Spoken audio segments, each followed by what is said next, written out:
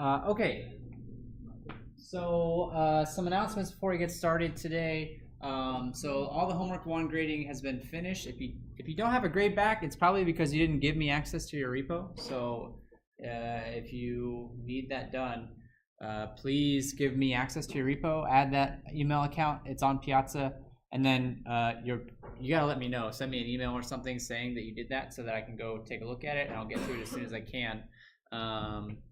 But the vast majority of them were set up properly and everything looked okay. So, and the grades were very good, actually. So I was very happy.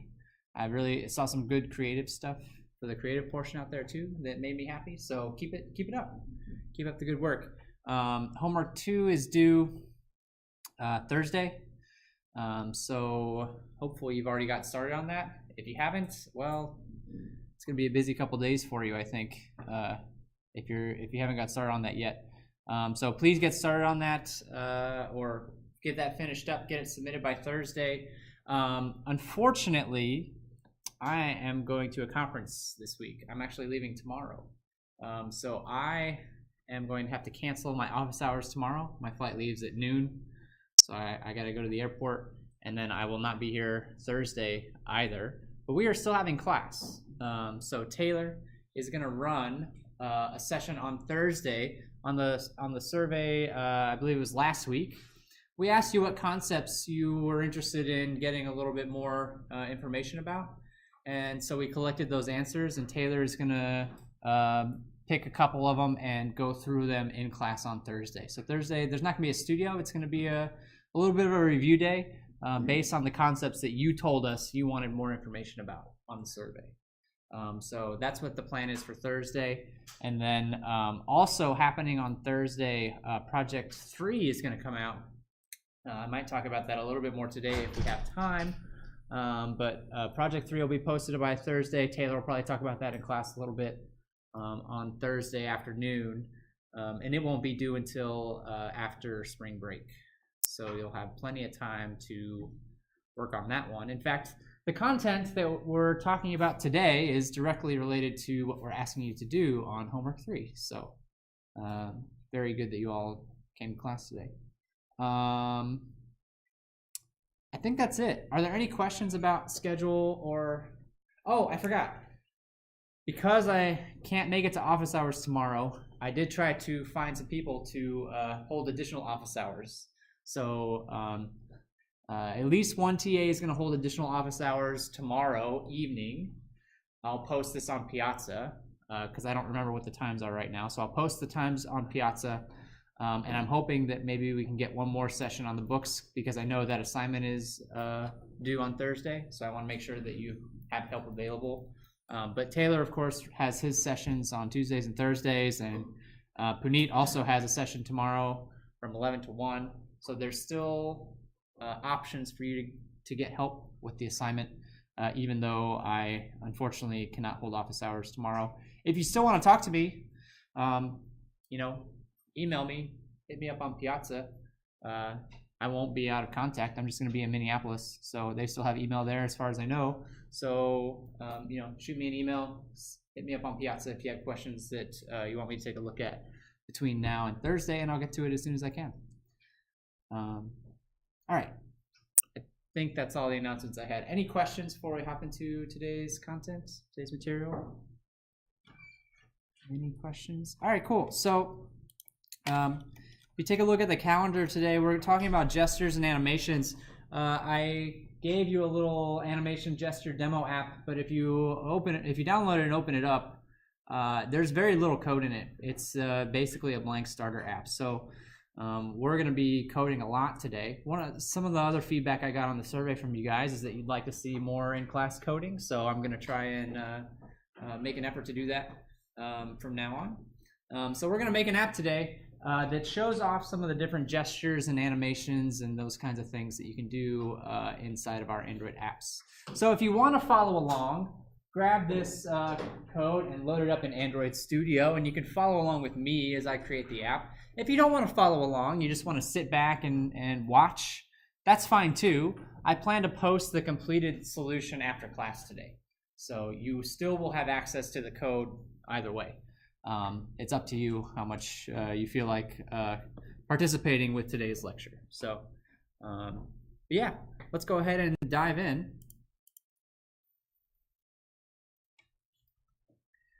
All right, we're actually going to start, I think, with animations. So we'll start with animations, and then we'll work some gestures into the app a little bit later on. And so in order to do animations, we need something to animate. We need to have some object to be animated. And so we're going to talk a little bit about drawables. We've actually seen drawables pop up a little bit here and there in previous studios and other class exercises. But now's a good time to talk about what they actually are. It's anything that can be drawn. So images, shapes, vectorized graphics, things like that. Those are all considered drawables. And so a lot of times they're used for icons, but you can also stick images directly in your app if you want to. They don't have to be used for icons. And so what I'm going to do today is load up a little image to use for my app. Now, if you're following along with me, you probably don't have this image. I did not include it in the project. It's just an image that I have on my computer. So, you know, you're welcome to pick another image that you have laying around, or you can go find one. If you're going to follow along with me, though, the one thing I would suggest is try to find an image that's kind of small, kind of like an icon. Don't pick a very large image, or it's going to take up the whole screen and you won't be able to see what's going on very well. The image that I'm picking is pretty small. Doesn't take up a whole lot of real estate. So let's take a look at how we can add stuff like that to our app. For starters, we can use Android Studio for this. We actually don't really need to do much coding at all for this part. So I'm going to go to my resources folder, and actually if I take a look in here, I can see there's a whole folder called Drawable. There's already some stuff in it, and you know, if I click on one of these things, it actually doesn't show me what the image is, but this is for the icons, I believe. So like the generic Android startup icon that you've seen when your app loads in the emulator, that's what these XML files are referring to, I believe. But this isn't what we want. We want to add our own images. So I'm going to right-click the resources file, go to New, and then I'm going to select Image Asset from the list here. And a window will pop up. Oh, hey, it remembers the one that I wanted to pick. So I did this, I guess, before class as I was prepping for today. So, you know, I hit the dots here and I just browsed for the image that I wanted, which is a little, you know, graphic. It's my little online avatar thing that I use on Piazza and other stuff. So I just grabbed a little graphic. Again, it's not very big. So if you're going to follow along, pick one that's kind of small, kind of icon size. You can go grab one out on Google if you need one real quick. And then you have some choices to make. So there's two layers. There's a foreground layer and a background layer. And for you guys, since this is your first time through, it probably put in that green background layer with the grid on it if you're following along with me, which usually is not what we want. And so actually what I want for mine is for the background to be transparent. And you can see it's actually not transparent right now. I've set up the background so that if I go to background layer tab, I can show you. I set it up so that it's a color, and more specifically, it's white. FFFF is the hexadecimal value for white. So I set it up just to be a white background, but again, that's not transparent. We really want it to be transparent. And so it shows you, we'll fix that in a second actually. We're gonna fix it and make sure that it's transparent. So it shows you all the different ways that your icon might be represented in the app. It's just various shapes. So here's a circle icon, here's a square icon, here's what they call a squircle icon, which is like, okay, whatever. I feel like that's kind of a reach, but it's a thing that exists, right? All the various ways that your icon can be used. And so once you've selected the image and once you've selected a color, honestly, it doesn't have to be white. You can pick any color you want for the background here because we're going to make it transparent anyway. I just chose white because it was easy. So we're going to go ahead and hit next. And what it's going to do is it's going to create a whole bunch of XML files. And the XML files do things like, oh, hang on, I want to go back a second. One mistake that I made earlier, and it's still in here actually, does not like hyphens. I have a hyphen in here. Does not like hyphens in your drawable names. So switch those to underscores. I'm surprised that it remembered all of this, actually, because I deleted it when I created the project. So I'm surprised that it has a memory of me doing this. But anyway. All right. So it's going to generate a whole bunch of XML files and a whole bunch of PNG files as well. And I can actually click finish and show you what the contents of some of those files look like once it's done. So you can see that the results show up here in this mipmap folder. If I expand one of these, I can see images. These are in various resolutions. It's the same image, just in various resolutions. You can see it gets a little bigger or smaller depending on which resolution I pick, right? I have the foreground image. This is apparently a round button. Okay, that's all great. But what I really want to fix is I want to make the background transparent. And so one way to do that is to find the XML file for, I don't know, like maybe the round button perhaps. Look what's in here. Or either one, honestly. This one's fine too, in the dig folder. It says the drawable is @color dig background. So when you see this @ sign, that's telling you actually that it's referring to another resource, something else in the resource folder. And so if you look, I've got another folder down here called values, and then an XML file called colors. If I open this up, you can see, oh, I'm sorry. The XML file is what's called dig background. That's the name of my drawable. I open that up, you can see here it is. There's the hexadecimal value for white. And here's a hack that you can use to make the background transparent. I can make any color transparent actually by putting, I believe, 80 out in front. That's called the alpha value. Just gonna make it maximum transparency so that all I see is the foreground. I don't actually see the background in there.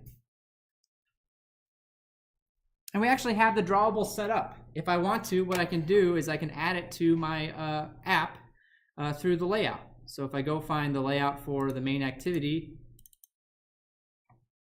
which already, well, it had some stuff.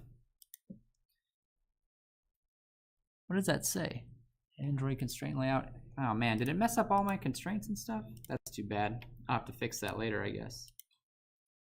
It messed up all of my constraints. That is a bummer. Well, anyway, I'll have to fix those later. What we can do is we can add an image view to the app, and then we want to select our drawable from this screen. So if I expand, I can see, all right, dig foreground. There we go. And it's transparent now. I can select that. And my layout looks very, very, very messed up, so I'm not sure actually how that happened, unfortunately, or why, because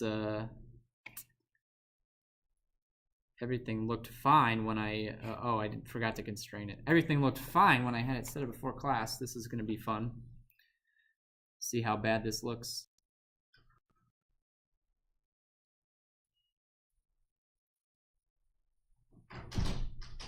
I might have to go back and constrain it to make it happy. We'll see.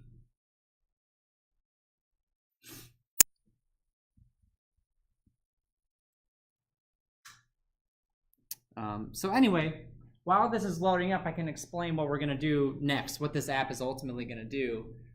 What I wanted to do is, I've got this image. The next thing we're going to do is we're going to animate it. We're going to make it move around the screen. So I'll show you how to do animations, how to move things around the screen. And then what I ultimately want this app to do is move the image around the screen based on the gestures that I make. So if I swipe up, I want the image to go to the top of the screen. If I swipe down, I want it to go to the bottom of the screen, right? If I double tap, I want it to go to one corner, things like that. That's the goal for today. And so if this could build and show me our image, we could start doing some animations here in a moment.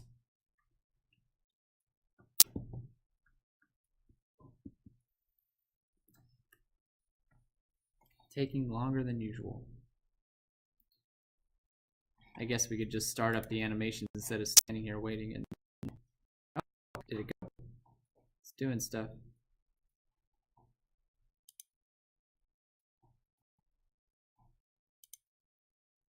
Yeah, all right. Let's just get started. I don't just want to stand here and wait. So let's get started talking about animations while we're waiting, and eventually this will be ready for us. Okay. So I'm going to make a function. I'm going to make a function that grabs that image that I just put into the app, and then I can tell this function a set of coordinates, and then the image will move to that set of coordinates. That's the function that I want to write next.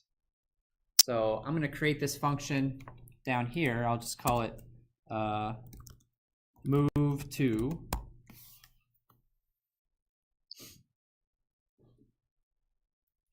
And we'll have an X target and a Y target.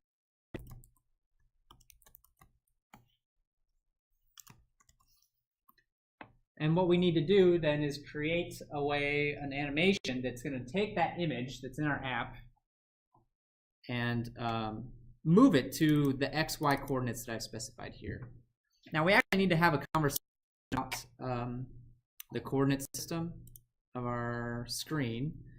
0, 0 actually starts in the top left, which is not the way we learned how to do things. Okay, finally, which is not the way. Okay, so it's kind of working actually. The layout looks okay. The picture is up in the corner. I can fix that later, but you can see that it did display the picture, and these are just labels of where the picture will move based on the gestures that we're going to fill out a little bit later on in class. So 0, 0 is up at the top corner, and then, you know, what we need to know, or what would be nice to know, is like, what's the width and the height of the screen? That's going to make it useful for us when creating animations to make sure that we don't go, you know, out of bounds, for example, things like that. And so the way animations work, or one of the ways that animations work, is by picking a property on the thing that I want to animate, so this image, and then defining a set of behaviors that's going to modify that property.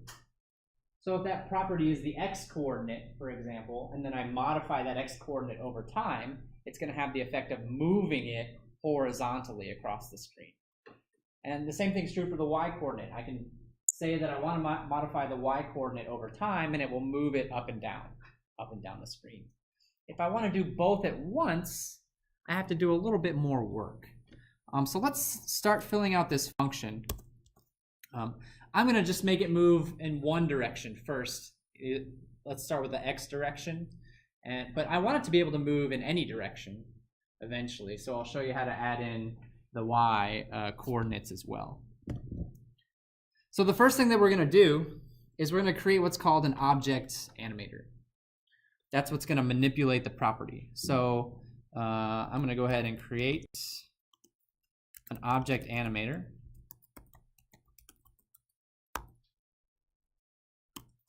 And then I have to specify, so I'm using of float here. That's the type of the property that I want to manipulate.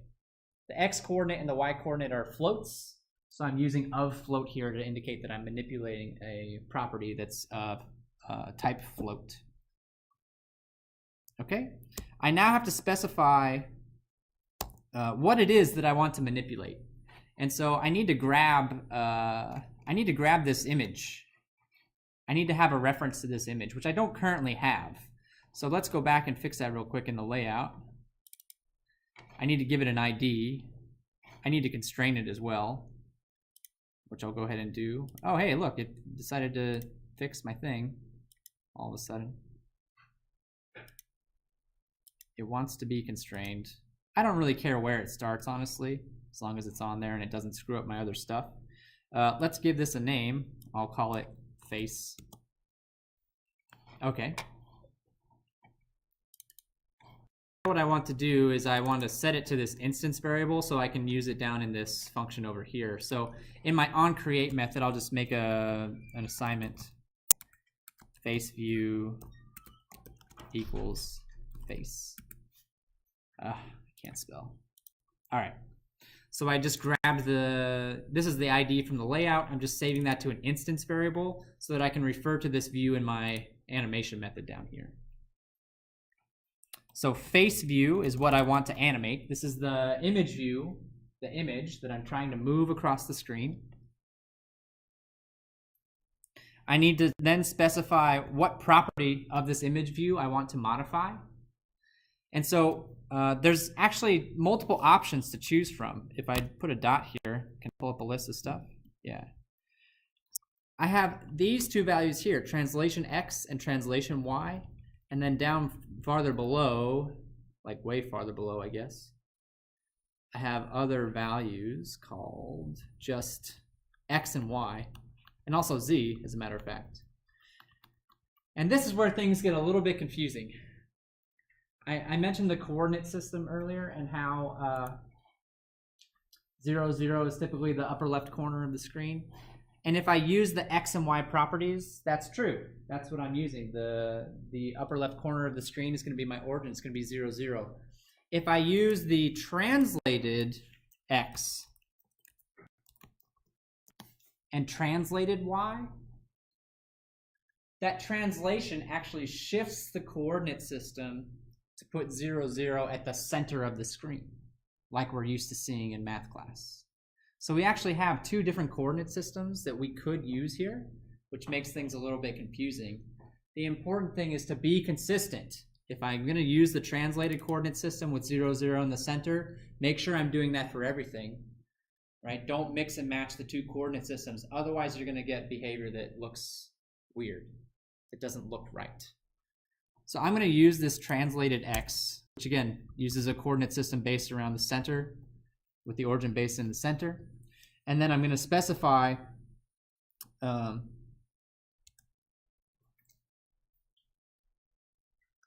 sorry, just making sure I get the right stuff. The property from the view, it's actually translation. Let me fix this. Translation X, forgot a comma. All right, there we go. And then last, I need to specify where I want it to go, which is just going to be the target. Okay, I've specified this is the thing that I want to move. This is the property that I'm altering. Here's where to find that property, right? And then here's what I want that property to ultimately become. So whatever that value is now, over time, this animation is going to change it until eventually it becomes the target value that I want. Which means wherever the image starts at, right, eventually the X coordinate is going to be modified until it reaches whatever this target X value is. Okay? The next thing that I need to do, or actually, if I want to kick this off, why is it mad about of float? Did I skip a thing? I don't think I did.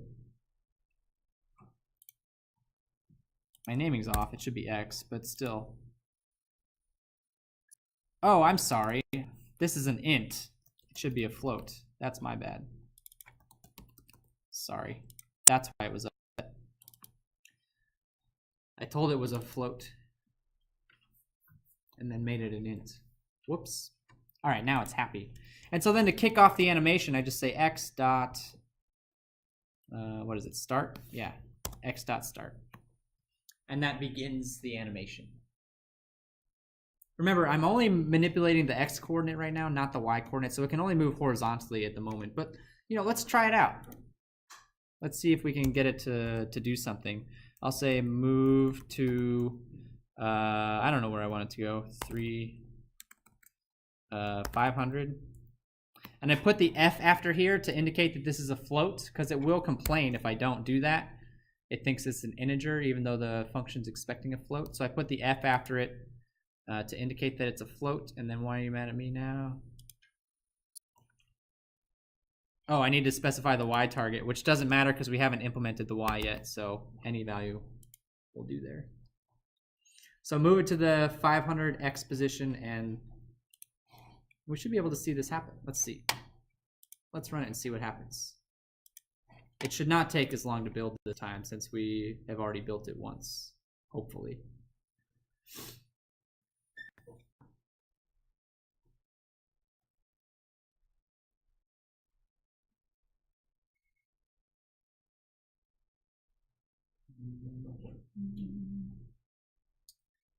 Come on, computer, let's go.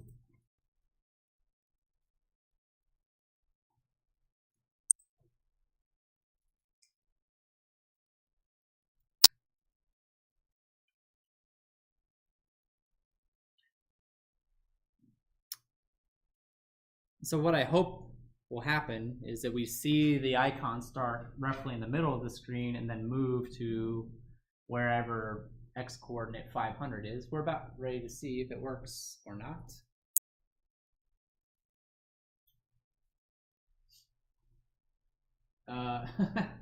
It happened so fast. Actually, you can just barely see it over here. So 500 was too large. It took me off the edge of the screen. Whoops. I didn't mean to do that. I could make this value smaller. It also happened very extremely fast. Like I couldn't even see the animation happening. It just happened too fast. All I did was change one number, so this should go a lot faster this time, I hope. I'm just trying to keep it so that it doesn't go off the screen this time.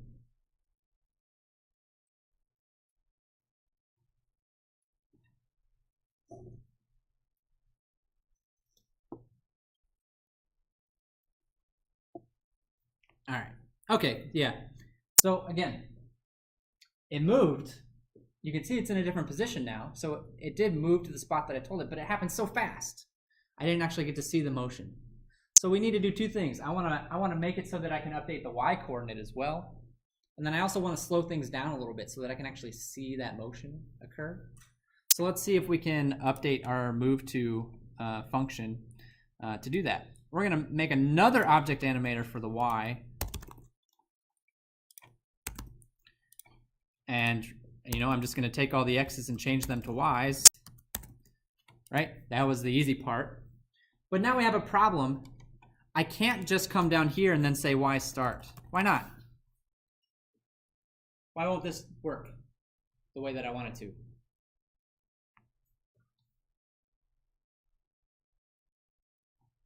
It'll work.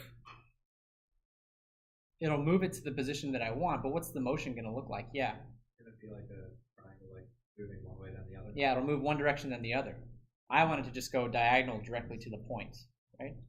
So in order to make that happen, I have to use what's called an animation set. It's actually not that difficult, so I'm going to go ahead and create that now.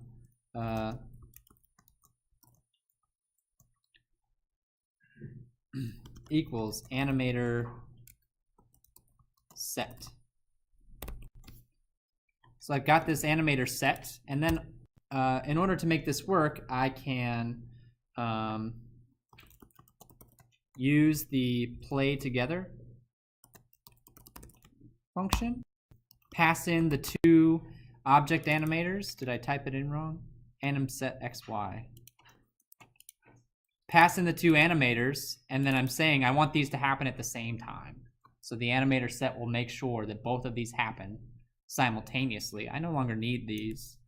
And I also have some other options that I can set too. Remember, we also said we wanted it to slow down a little bit. So what I can do is set the duration. This is in milliseconds, so this is roughly 1/3 of a second, which is not a lot of time, but it is slow enough that we should be able to see it move. It won't be instantaneous. And then I just need to call start, which will start both of those simultaneously. And this is it. This function, I believe, is done. I don't think we need to mess with it anymore for now. But let's try it and see if we see if we can actually see the animation occurring. Still not entirely sure that we will yet. But we definitely will be, yeah. It happened too fast. Happened too fast. It's not in the right position either, is it? Target Y is 0. Something's a little fishy there. Can I change this? Something else? Let's see.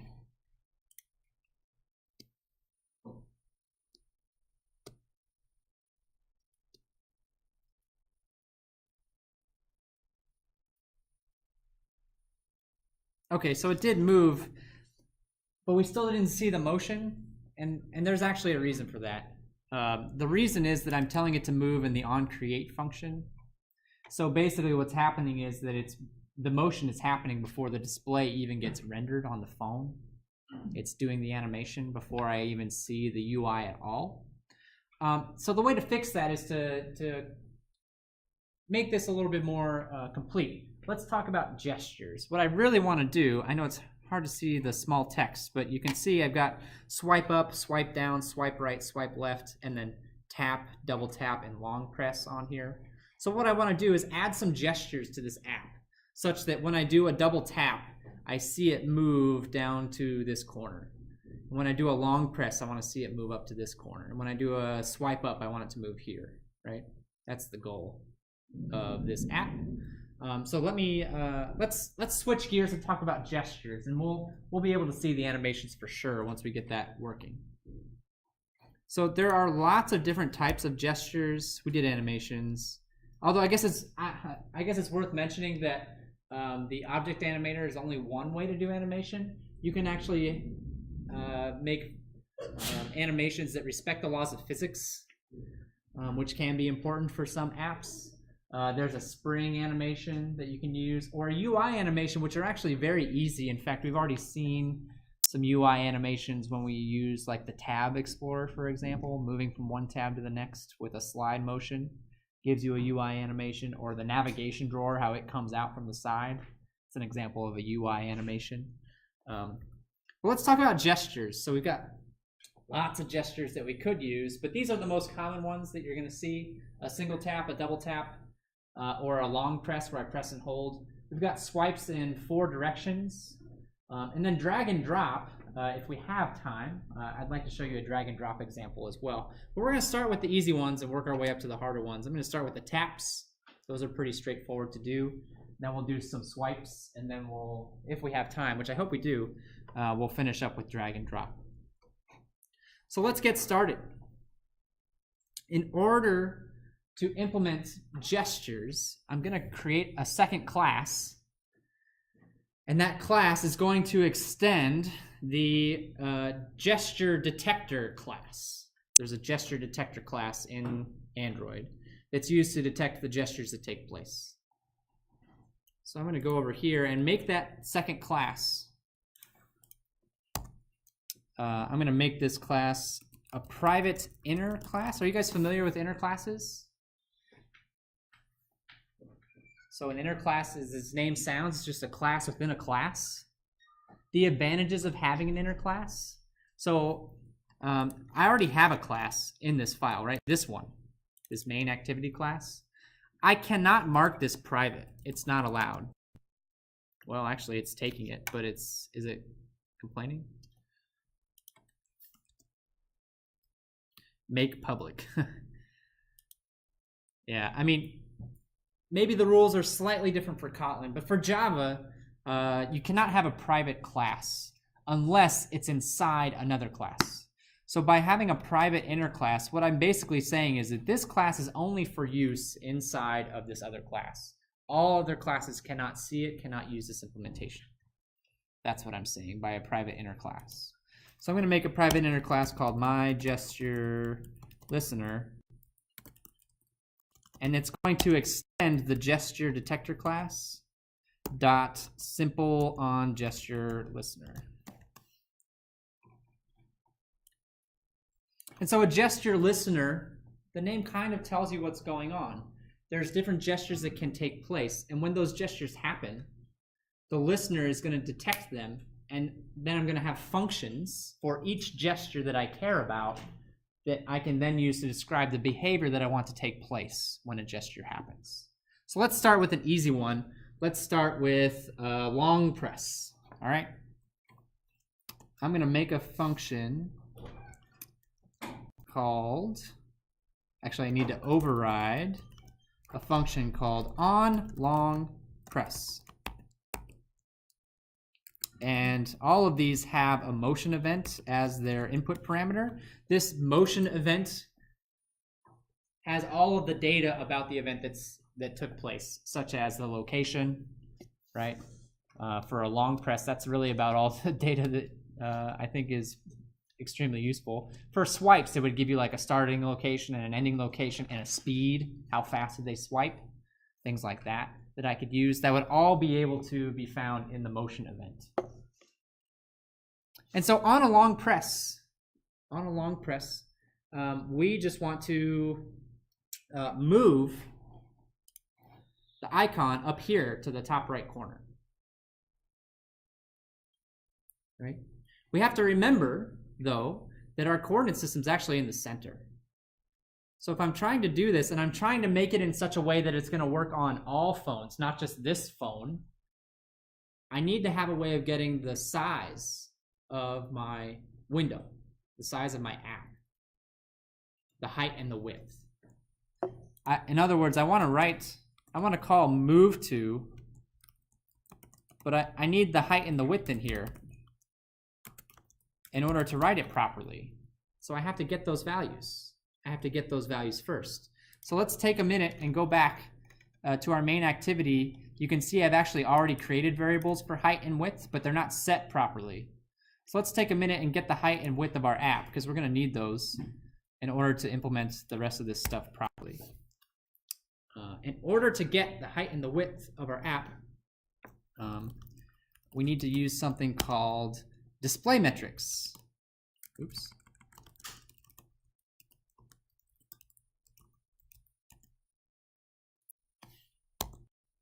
And from display metrics, I can grab the height and width directly.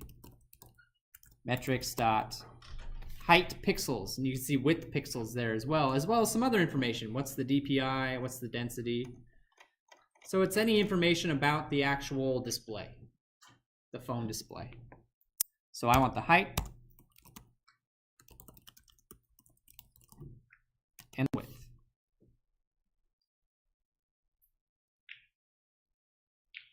Okay.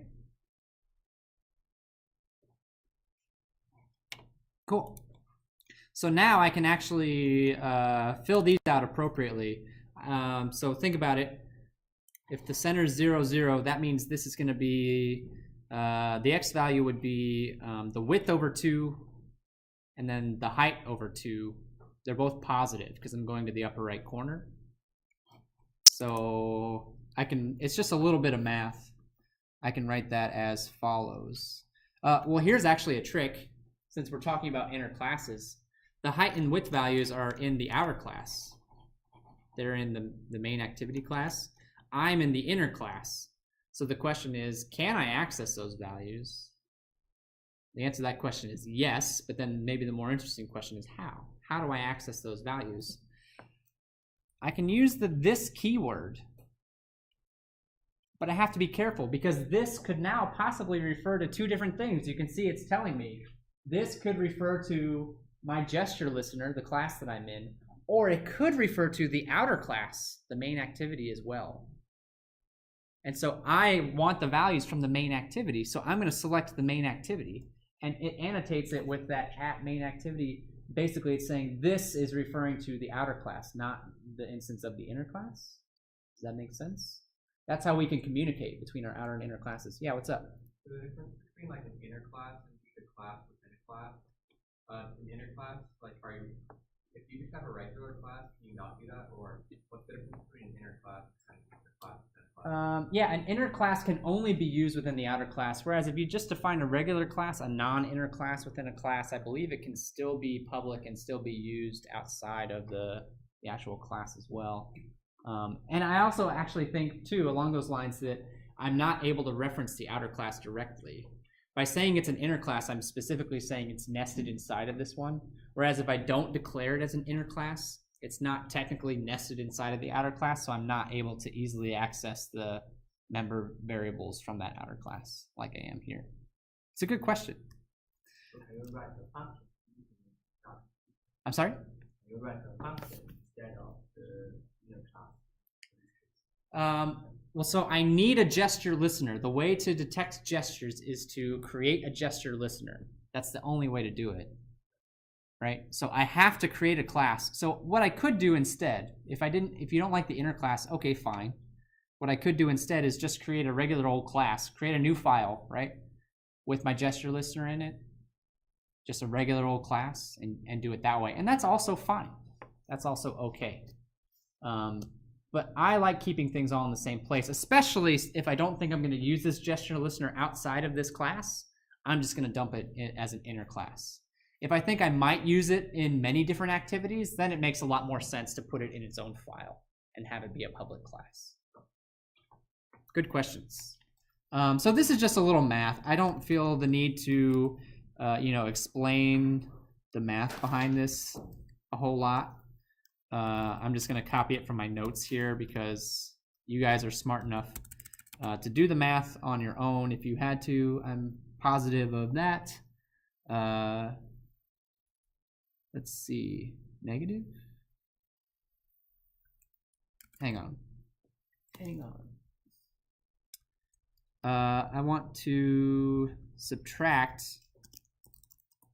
I'm subtracting the width of the image so that it doesn't go off the edge of the screen. I'm basically just shifting it over so the entire image is going to be displayed on the screen.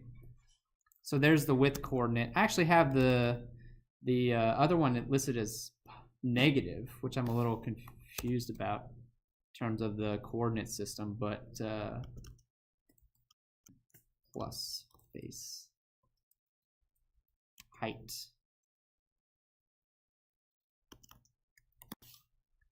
Did I miss a?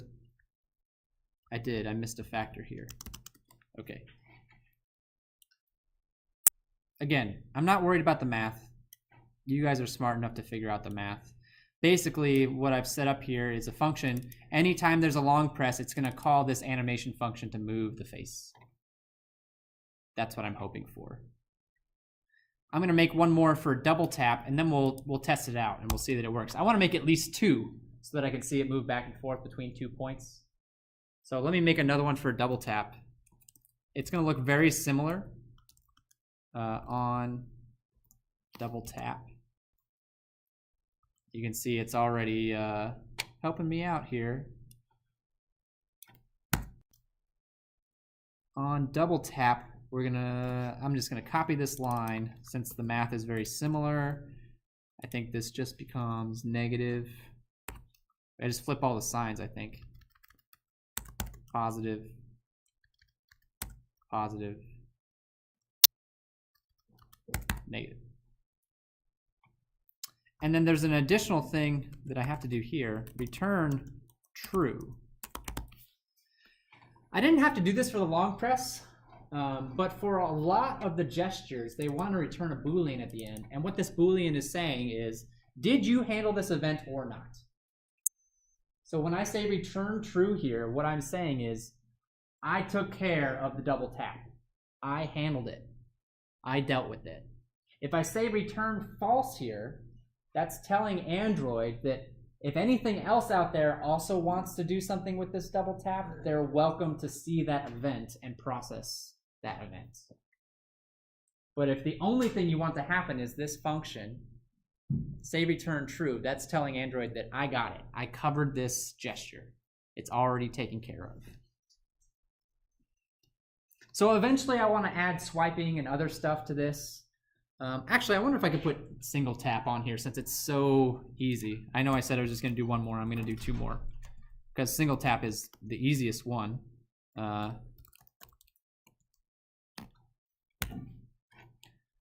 It's just 0, 0. So it's the easiest one of them all. It's dead center, 0, 0. And it's not going to work the way I have it right now. I haven't actually hooked up my gesture listener to my activity. That's the missing piece. So before I can actually test this out, I have to hook up the gesture listener to my main activity. And so what I'm going to do is I'm going to create an instance of it in my onCreate. You can see I actually already have a variable up here, mDetector, motion detector, for it. So mDetector equals, my gesture listener. I'm sorry, I did that wrong. Gesture detector compat this my gesture listener. So this is just going to assign the gesture listener to this, which is the main activity.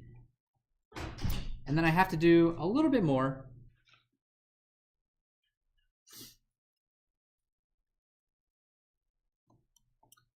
I have to create one more function. I'm sorry.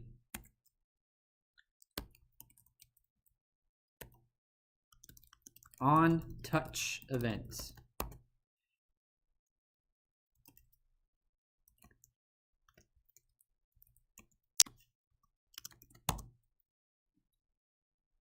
Oh, which has a return type of Boolean, which I forgot to include here. So you can think of onTouch event as being the control center of all gestures, of all taps or swipes or any motion event, any gesture that gets run on my app is going to come through here first. The purpose of this function is to decide who's going to handle which gesture, which might be important, right? If I have a bunch of stuff on the screen that could potentially handle these gestures, this function needs to decide which of those things is going to handle the gestures. For us, it's very simple. I only have one gesture handler in this app. I only have one thing that's looking for gestures. So it's very simple. I don't need to do a lot of work here. I just need to pass the event onto the gesture listener that we created. So remember, it's this mDetector variable. I'm just going to say mDetector dot on touch event, and then pass in the event. And what this will do is it will find the correct function that matches up with the event in our listener and execute it. And then just to be safe, let's say a gesture happens that isn't covered by our gesture detector. Like right now, swipes aren't covered. So maybe swipes are covered by something else. Maybe I have another listener that's doing that. And so what I do, always the last thing you're probably going to want to do to be safe is return return the base classes on touch event for this event. So basically, if I don't have a function in my gesture detection to handle this event, I'm going to toss it to the operating system and let the operating system do whatever it would normally do for this gesture. That's what this function is saying. Does that make sense? That's what the super line is saying. It's just throwing it to the operating system and saying, handle it however you would normally handle it. So for taps and long presses, my app's got that covered, and double taps, my app's got that covered. But for swipes and other things like that, I don't have any functionality for that yet, so I'm just going to throw it to the OS and let the OS handle those events like it normally would. And we're actually ready to try this out. I think we're going to be able to see some animations actually happen, unless I screwed something up, which is always possible.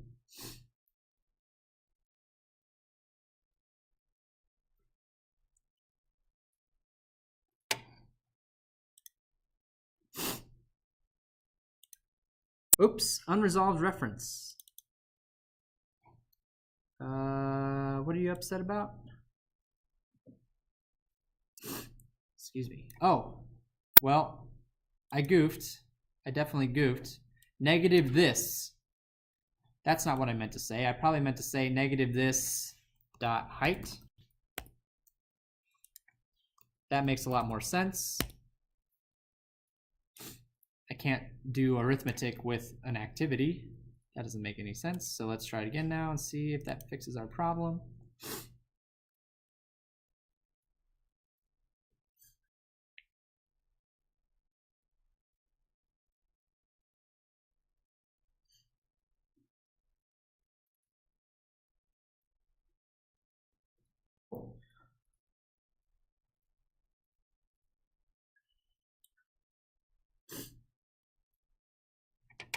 All right, did it load up?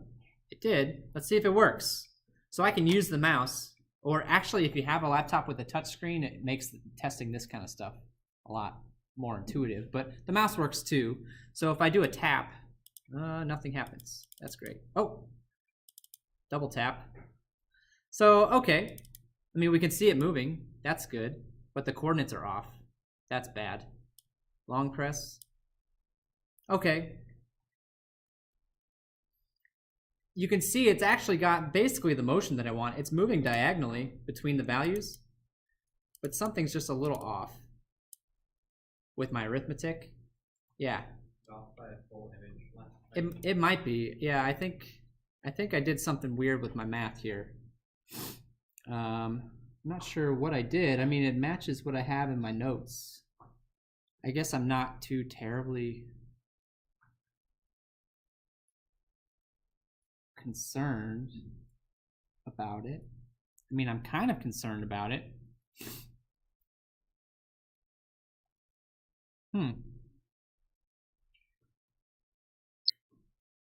Well, yeah, it matches exactly what I have in my notes, so I'm a little baffled by that, to be perfectly honest. Huh. Excuse me. Oh, I know something to consider. Let me go back here to my layout. See how this guy's floating low to begin with? I really want him to be floating in the center, so maybe that's the issue that I'm running into. Because it starts off center, the coordinate system isn't reflecting that change. So let's see if I can actually get these constraints properly set up.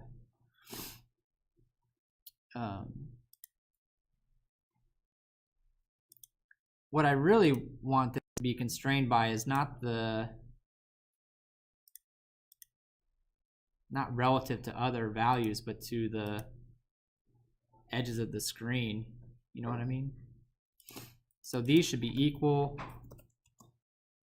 and these should also theoretically be equal, except for it's constrained not to the edge of the screen, but to, so let's just take this off and see what that does, and then scooch this up a bit to like 150 maybe.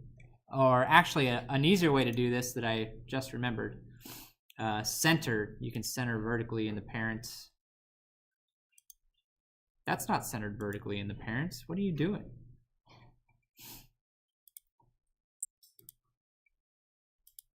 All right, I'm going to turn all these off and try it again. Center vertically in the parent. There we go. Center horizontally in the parent.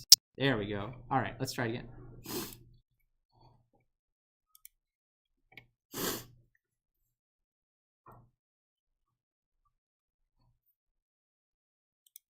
So that's interesting. What that tells us actually is that the coordinate system, the translated x and the translated y, is actually relative to the starting position, not the center of the screen, but the starting position of that image view.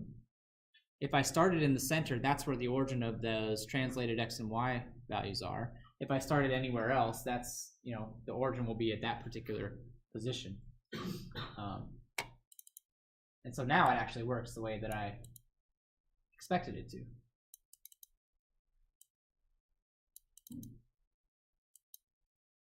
Cool.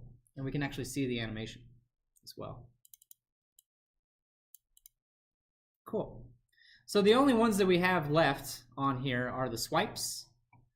And so to do that, we just need to add another function to our gesture detection. And swipes are actually, there's actually multiple kinds of swipes in Android. There's, what do they call them? There's scrolls, which are slow. Like if you scroll through a list, you're usually doing it very slowly and carefully. There's swipes, which are a little faster. And then there's flings, which is just when you like if you ever have a scroll list and you just like fling it and you see that it keeps moving, right? That's called a fling. And actually, for our purposes, the on-fling method can be used to detect all three of those gestures. So that's what we're going to do next, is we're going to come back here and do on fling. Nope. And you'll see that on fling has actually two motion events. Let me make sure. Yeah, two motion events. So this is where I start the fling and where I stop the fling.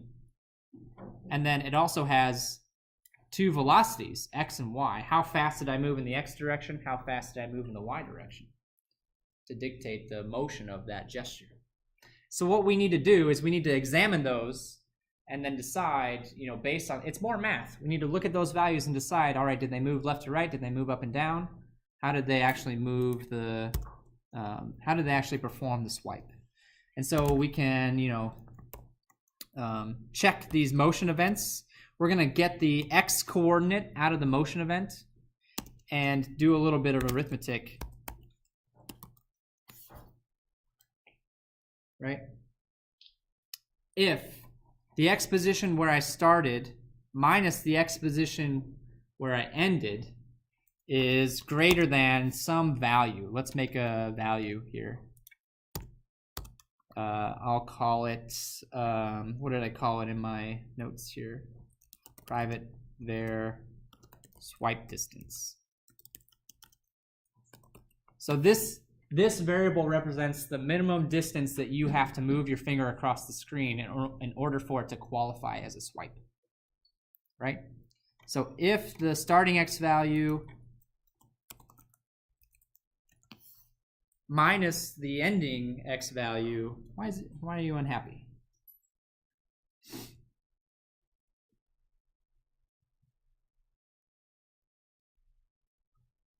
Huh. Oh, because it's declared these as nullable, so I'm just gonna make sure those are not nullable. That's fine. Which direction have I swiped if this is true? The starting position minus the ending position is greater than 150. Which position have I moved, left or right?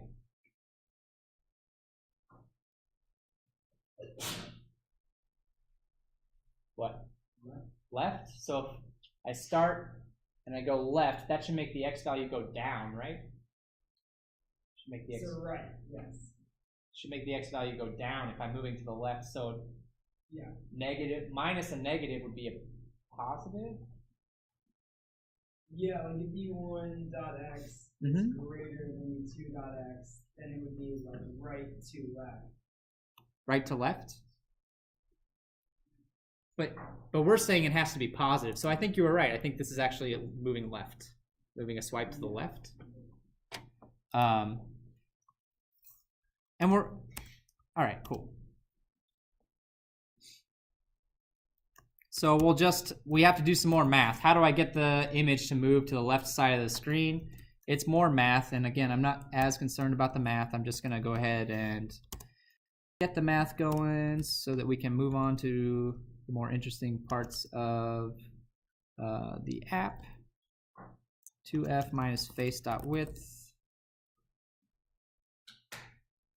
Or is it plus? I'm sorry, it should be plus.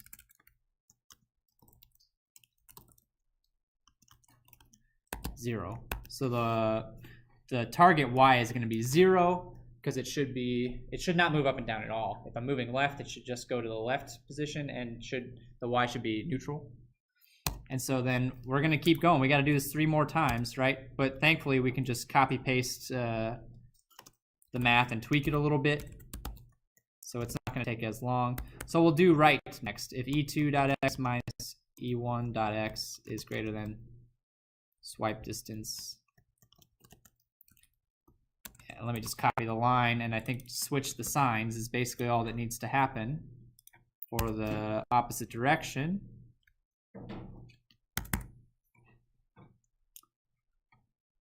Oops, I forgot a parenthesis. So I've covered left and right, and now I have to do up and down. So we'll start checking the y coordinates. e1.y minus e2.y is greater than swipe distance.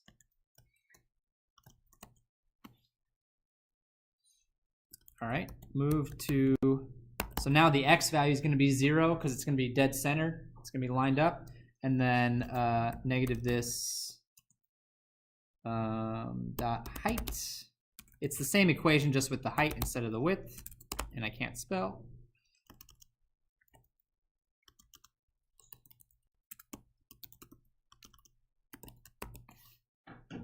And then last, oops. I'm saying else if, which is not technically necessary, I suppose, but, well, it is actually, because I want to make sure that it is greater than the swipe distance. So it is necessary.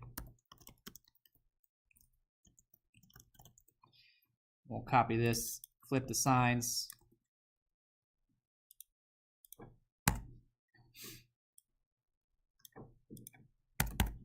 All right. 4 conditions, one for each of the 4 directions. And then we just need to specify for each of these, if I hit one of these conditions, I've handled the event. So I'm going to return true. But if it doesn't match one of these 4 conditions, there might be some other thing that wants to process the swipe in a different way. And so if I make it through all, if I make it through all 4 of these and I haven't found one that matches, I'm going to go ahead and return false down here so that if the operating system or some other gesture listener out there wants to handle this swipe motion, this fling motion, they can. Right? Remember, when I say return true, that means I got it. I took care of this event. It no longer needs to be processed. If I say return false, that means I didn't do anything with this. Something else can handle this event if it wants to. All right, let's try it out. See how well it works.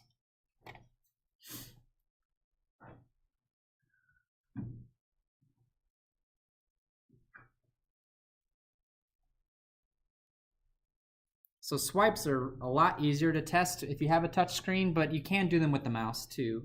It still works. It feels a little weird, but it works. So now if I swipe up, whoop, oh, okay. Well, it's going way off the screen. Okay, so left and right. So I screwed up my math with up and down. Whoops. All right. I mean, at least it was moving in the right direction. I got the math wrong with the coordinates.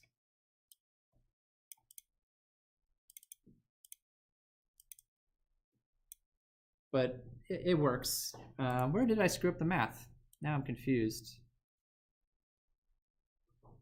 0f plus space.height.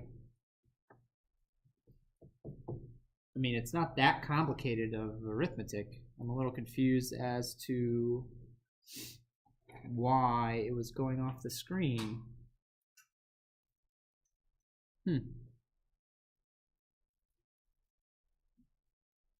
Huh.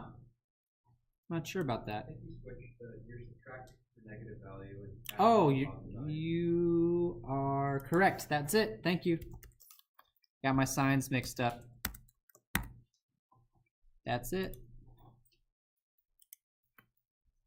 I know it's not that important, but it was going to bug me, so.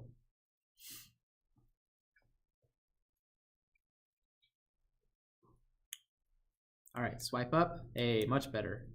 Stays on the screen. It goes off a little bit, but you know, you can tweak those until you get it looking the way that you want. Cool. This app's coming along quite nicely. Are there any questions about what we've done so far? So we've done animations using this object animator, and we've done gestures using a gesture listener. Any questions about what we've done so far? We got one more. We got 15 minutes left, which should be enough time to show you the last thing that I wanted to talk to you about. I'm happy to take any questions. All right, the last thing that I want to show you is drag and drop. So what I want to do next is, if I look at my app, I want to be able to click onto this guy. Well, yeah, it interpreted as a long press. But anyway, I want to be able to click on the image and then move it around the screen and then drop it and have it be in that position where I let go of the mouse. I want to do a drag and drop. This will be the last gesture that we take a look at. And so in order to pull this off, we have to use another listener.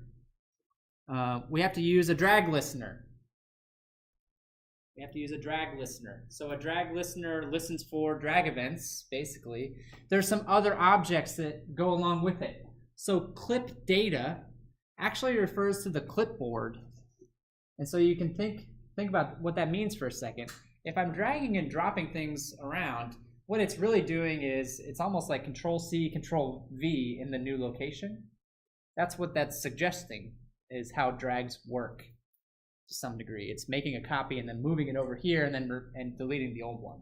So it's like a cut and paste kind of situation, but with the mouse. That's how it behaves in our app. So that means that if we want to do a drag and drop, I have to load whatever this is into the clipboard and then unload it after I hit the drop. We also have what's called a shadow, and so you've actually seen a shadow. I wonder if I have something I can show you real quick just to illustrate what I mean by a shadow. Oh hey, I was looking at video games. So a shadow is like, see how I'm dragging this right now? That's the shadow, the thing that I'm dragging. It's a slightly faded version of the thing that I'm dragging around. So I have to create one of those so that I can see where it's going to be positioned when I drop it, right? That's the idea behind a shadow. And then we also have, the motion events.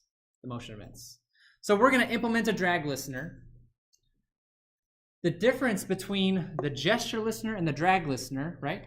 The gesture listener was implemented on the activity. So the activity was listening for all the things. The drag I'm going to implement on the actual image itself. I'm going to put it on the image, so that I have to click on the actual image in order to initiate that drag and drop sequence. So let's get started. I'm going to go over here and create another class. So this will be the third class in this file, another inner class. And the same rules apply. If you wanted to use this drag listener outside of this class, you could put it in its own separate file if you wanted to. That's fine. This is going to extend the onDragListener class. Big surprise there. And there's really only one thing that we need to do. We need to override the onDrag event. OnDrag. Okay? And so this is basically going to specify what we want the behavior to be at various points of the drag. And so there's different events that you can, there's actually events within the drag event. Starting the drag, moving around, letting go of the drag, performing the drop. So inside of here, what we usually see is a switch, or Kotlin's version of the switch. So what I'm going to do is I'm going to get the action, and I'll explain what the actions are in just a moment. When event, or when action is fine. All right. I'm going to specify what all the different actions are, and we'll take a look at, actually you can see them on the list. Action, drag started, so I started the drag. Action, drag ended, so I stopped the drag. But then there's a drop, which it might sound like the drop and the drag ended are the same thing. They're slightly different. They're slightly different. The drop can only succeed if I drop it on something that allows you to do drag and drops. So if I drop the thing on an invalid location, this drop action will never happen, but the action drag ended will still happen. So I can use that for like error checking, for example, right? So I can do, and so what I typically do is I'll start them in order. Action drag started, and I'm just gonna leave empty brackets right now. We'll come back and we'll fill in the ones that we care about to implement the drag. Action drag entered. So if I enter a zone that accepts a drop, what do I want to happen? So a lot of times what you'll see, if I take something and I drag it over like an icon where I want to drop it, it'll like highlight, right? It'll like put a little ring around it. It'll highlight that thing so that I know I can drop it on that location. That would be what you would use this action for. Drag event dot action drag exited. Same thing, but I leave, oops, drag event dot action drop.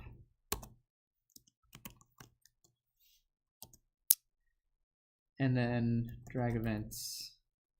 This is the last one. Action drag ended. I actually don't need all of these to accomplish what I want. I'm just giving you a little tour of the different drag actions that are available. So every time your drag and drop progresses, it will call the next action on the list, and I can update the behavior accordingly. All we want to do is move the image around. So the only ones that actually matter to us are drag started and drop. The other ones we're just going to leave blank. We don't really need them for this particular example, but I included them just because, and I do need an else here for completeness sake. So I'm going to leave those blank, but I'll fill in the code that I need for the start and for the drop. And so for the start, what I'm going to do is I'm going to grab a copy of the thing that is being dragged and save it for later, so that when I drop, I know which thing I need to manipulate, right? So I'm just going to grab a copy of the thing that is being manipulated, so that when I perform the drop, I have access to that object and I can update the coordinates. That's the idea. So I'm going to create an instance variable up here, late init var, I called it image, which is a view. And all I'm going to do here is grab a copy of that. Now I want to be careful. The copy is in this event object in a value called local state. This can be null, so I'm going to check and make sure that it's not null before trying to store a copy of it.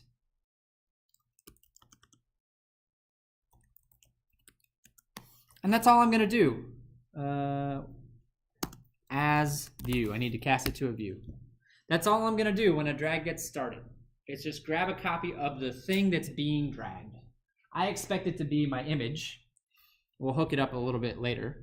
And so when it gets dropped, what I need to do is update the coordinates. So I'll just say, again, if image is not null, image.x is going to be, so where do I get the x and y coordinates from? Well, it's the event. I'm going to grab it from the event. Event.x, image.y equals event.y. And if you want to, you could do some more modifications, like, try to take the size of the image. Oops, that should be width, not height for the x value. Take the size of the image into account. That's it. Just those two actions are all I really need to implement drag and drop icon around the screen. And so then in order to set this up, I have to hook it up to my main activity. That's the final piece, the last thing that we're going to do today. So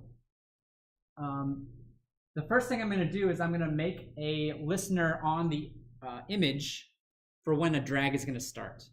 So if I do a long press on the image, that's going to indicate that I want to start a drag and drop action. So up here in my onCreate method, I'll go ahead and create a listener on the image. I want to say set on long click. Oh, I forgot the period. On long click listener. Excuse me. And we're just going to use a lambda here. It's expecting a view.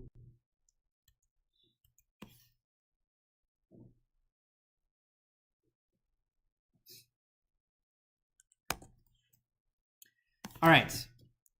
Remember earlier I talked about the clip data and the shadow?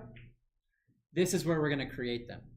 I'm going to take a copy of this and move it into the clipboard so that the drag listener has that to use. So I'll say val item equals clip data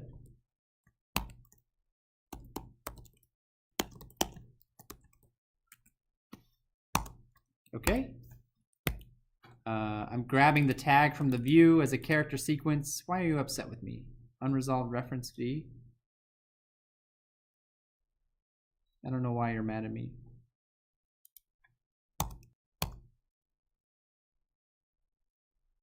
And then I'll go ahead and create the clip data.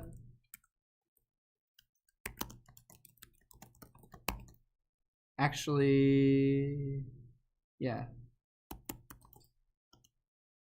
Pass in the tag again. Care sequence. Oh, come on.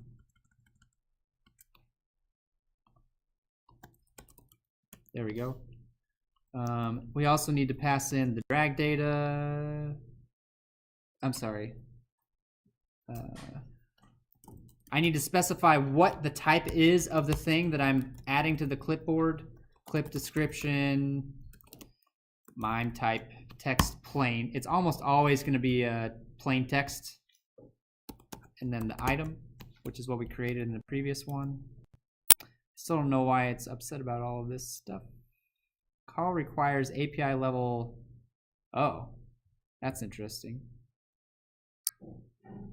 Does that make you happier? No? Anyway. And then we'll call start drag on the view. Drag. It's actually already happier. Look at that. It just wanted me to complete the... Oh, I forgot to create the shadow. Whoops. That's okay. I'll do it right now. View dot drag shadow builder. Sorry, I know I'm kind of rushing a little bit. We're almost out of time. And we're so close. I really just want to get this finished. V, which is the thing being dragged. No, just V. And then the flags, which we're not using. This 0 is just, we're not using that value. So this is the clipboard object that we created up here. This is the shadow. We just used the shadow builder. V is the thing that is being dragged. And then these are flags, which we're not using. We're just going to set those to be 0. And then we're going to return true. And then, why are you mad at me still? Come on, man. So close. So close. Oh, I forgot an arrow. It's syntax. It's syntax. There we go. That helps. What do you want to request jelly bean? Stop it. And type mismatch.